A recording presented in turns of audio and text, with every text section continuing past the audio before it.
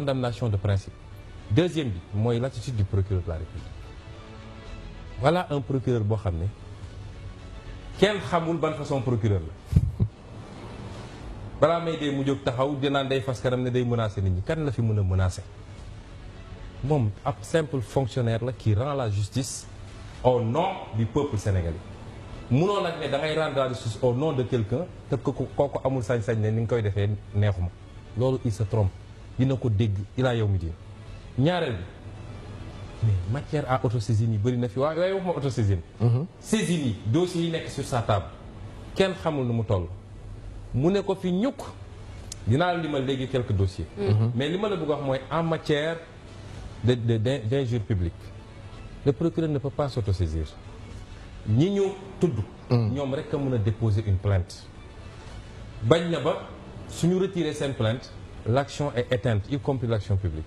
donc procureur mënul autosaisir à quel titre aujourd'hui lay autosaisir moom procureur de la République. am na lu ko waroon a gën a doy ci autosaisine. wala ci traitement de dossier. la ñuy wax ni dossier bu concerne opposant ñu mel ni ay ñu xiif ñu gis ñu dajeeg ñu for yàpp ci àll bi di tëb di dal dossiers yi je vais citer des dossiers yu nekk ci table procureur. procureur li tax du wax ci dossier yooyu. procureur affaire titre foncier Bertin 1975 nga xam ne lu ëpp 50 milliards luubal nañ ko ci. IG def ci rapport épinglé Mamour Diallo ak ñeneen mu nga foofu ci table procureur laaj leen procureur li tax du wax ci dossier boobu. Mamour Diallo waxuma la autosaisine de. bii mi ngi ca table li tax du wax ci dossier boobu. dossier wu affaire u Petrotim ma nga ci table am. laaj leen ko li tax rapport boobu du ko traité parce que Alioune Sall fa ne privatisation King Fahd Hotel bi nga xam ne ça implique Racine Sy rapport IGE 2013 mu ngi foofu li tax du ko faxas génne ko wax ci te lii ma lay wax ni du loo dégg ñu naan ndax procureur dina autosaisir wala déet ay mu ngi ci table la yu ñu génne bind man jàpp parce que yaa ngi fàttali ko affaire Macky Sall bi mu taxawee fii ñu ne 2 poids 2 mesures la Macky Sall lu mu wax nee na je défie quiconque mu wane ni am na benn dossier IG wala Cour des comptes bu ma téye j'ai tout transmis mu des dossier Fesman te cas social la si Njëli Wàdd moo tax ce qui n'est même pas vrai mun naa ko démontrer mais dossier yooyu comme Macky wax na loolu te procureur weddiwul ça veut dire que mu ngi ci procureur ma yokkal la ci ba léegi Racine Sy ci nébuleuse kii CSS bi musoo ci dégg procureur wax ci affaire pétrole bi navire Olinda bi nga xam ne 9 milliards lañ ci newoon foofu mu dem mu ngi ci table procureur waxu ci dossier Bayla Wane bi ci LONASE bi nga xam ne nee na Ablaye da ko doon defloo pour mu financer campagne waaye ci diggante bi transhumé na ana dossier boobu dossier wu nu mu tudd Fesman bi nga xam ne ministère des finances ak Loum Diagne bu UCBS lañ ci épingle ça n'a rien à voir avec Sindiély ana dossier boobu waxu ci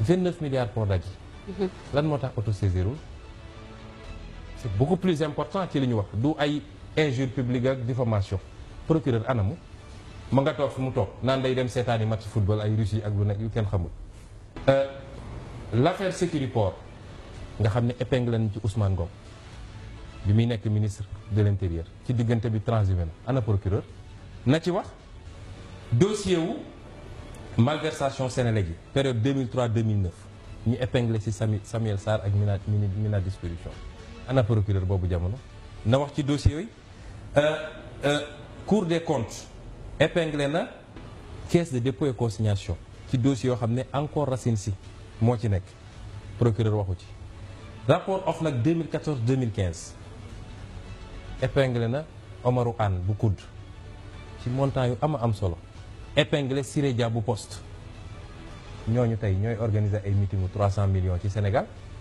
li tax duñu wax ci dossier yooyu alors nga dellu si waat rapport OFNAC bi ba léegi détournement timbres fiscaux yooyu nga doon dégg fii impôt et domaine nga xam ne ay milliards dem na ci moom it procureur lu mu def ci dossier yooyu alors nga dellu si rapport 2015 ARMP mu épinglé Sénélec sur les passations de marché public rapport boobu même rapport bi DG Azer Antou Guèye Samb nga xam ne membre APR la bu Wakaam dossier boobu anamu ñu jàppoon ko ci moom ak Mina distribution.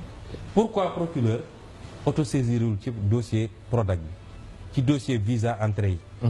ci dossier injures yi nga xam ne ñoom Moustapha Cissé Lo yooyu def nañ ko fii. yooyu yëpp ay organes de contrôle. ñoo leen épinglé def dossier boobu leer Penda bi fi saaga ay une ethnie entière.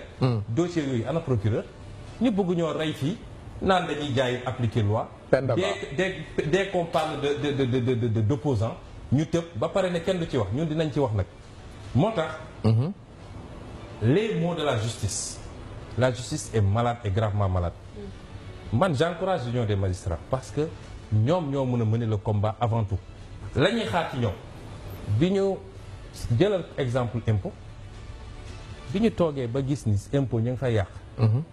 ñu Amadou Ba nekk fii di signer ay amnistie fiscale syndicat des impôts dafa génn assumer def conférence de presse invité yeneen syndicat wu yeneen administration invité société civile ne lu garaaw ngi am fii ñu ngi compromettre l'intérêt du pays nag boobu la ñu arrêté loolu. c'est ça qu'on attend d'une corporation mais rek suñu plan de carrière suñu terrain suñu ceci image magistrat bi nangam mais loolu ils sont payés par qui ils sont payés par les Sénégalais ay fonctionnaires lañu. payés par les Sénégalais pour faire un travail. ok kon man dama jàpp ni ñoom seen bopp. ma wax la ci ñeent ba juróom ñaata au magistrat ñoo fi taxaw ñaata magistrat ñoo fi taxaw def des déclarations politiques. dugg ci parti politique au pouvoir def politique te seen statut tere leen ko loolu noo koy tuddee war nañ cee wax la loi bi ñu adopté pour la prolongation de l'âge de retraite de certains magistrats nga xam ne Macky da leen fi teg lu dul ñu lubalal ko élection yi ñu ngi fii loolu lu ñu war a xeex la te gis dégg naa ñu ngi koy wax ñu ngi leen di encourager mais c'est encore mou nous attendons beaucoup plus de ñoom dem ci discours am bi passé dem na ba wax ni les postures et positions de certains d'entre nous contribuent à conforter l'esprit de nos concitoyens dans l'esprit de nos concitoyens le sentiment d'une justice à deux vitesses et aux ordres donc ñoom seen bopp xam nañ. ah ñoom tëj nañu ay conclave sax. waaw une fois que fi mu conclure moo gën a intéressant nee na ces attaques traduisent aussi une inquiétante et progressive rupture de confiance entre la justice et les citoyens. kuy wax noonu encore moom waa union des magistrats. ok au nom desquels la justice est rendue. xam nga lii dafa tënk lépp moo tax ma ne la lay andi lii su dee citoyen dañu yàgg gis loolu jaar fu ne mënuñu ci am solution. mën na pousser certains à l'injustice fait appel à l'injustice loolu nga ñu bëgg a wax. non je n'ai pas dit ça. je dis loolu ñu am gis nga ku ñu tooñ ngay faj mënoo faj mun na la yóbbu yow. ci nga am yeneen méthode yoo utiliser parce que tu n'as même plus confiance à l'appareil te gis nga bu ñu xeeb Sénégal dañuy yàgg a wax ni mag ñi liñ fi ñaan li am Sénégal et cetera. mais gis nga yii. réew bu tas lii moo ko tas. mooy ki jàpp ni moo yor doole. di utiliser doole bi di noot ña ca des nu mu ko neexee. ok jàppale nga sa collègue député mais encore une fois laaj bi mooy dossier yi nga fi lim yëpp. dossier yoo xamante ni ay organes de contrôle yu Sénégal reconnaître ñoom ñoo def seen i enquête ba génne ko yi ngi fi lim yëpp. waaw ok. mais Pape Cheikh rek ci dossier Prodac bi 29 milliards ñu dem di ñoom seen parti au pouvoir ñu koy jiiñante ñi naan feele yow ban jàngat nga ci am parce que bu ñu xoolee la sortie récente de Mame Mbaye Niang moom dafa jël rek buux ko ministre des finances. vraiment nit ñi dañu war a respecter les Sénégalais. ñàkk fayda weesuwul nga def tooxi doone ba ñu jàpp la amoo la wax lu daal kii moom a piégé kii moom a galgal ak nangam te li ko andi léeg-léeg sax dama naan est-ce que ci TF lañ ko def parce que Sénégal dañuy jël ñoo xam ne jànguñu état xamuñu état bombardé leen nit ñi mun nañ leen naxloo signé leen sax te duñu xam lu ñu signé ku yor sa làmmiñ di politique wan ni yaa mun a saagal Macky Sall yaa ko mun a xuloo rek ñu xëy jox la ay poste